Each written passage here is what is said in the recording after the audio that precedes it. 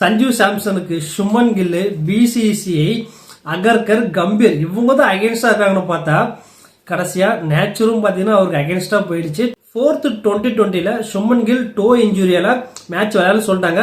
அப்ப சாம்சன் தான் ஓப்பனிங் விளையாடுவான்னு சொல்லிட்டு ரொம்ப ஆர்வமா எதிர்பார்த்துட்டு இருந்தோம். பட் அன்பார்ச்சுனேட்லி மேட்ச் வந்து எக்ஸஸ் ஃபாகால கேன்சல் பண்ணிட்டாங்க. நாளைக்கு நடக்க போற 5th T20ல சஞ்சு சாம்சன், அபிஷேக் சர்மாவும் ஓப்பனிங் விளையாட நினைக்கிறப்ப பயங்கர எக்ஸைட்மெண்டா இருக்குது. பாலுக்கு பால் 6-4 ரெண்டு பேரும் போட்டி விளையாட போறாங்க. பட் சஞ்சு சாம்சன் பயங்கர பிரஷர்ல தான் இருப்பாரு.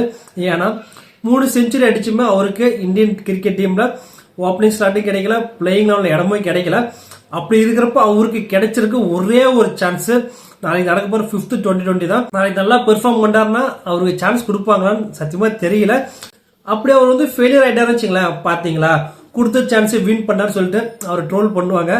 சாம்சன் நின்றார்னா சிங்கிள் ஹேண்டடாவே மேட்ச் வந்து வின் பண்ணி கொடுத்துருவாங்க.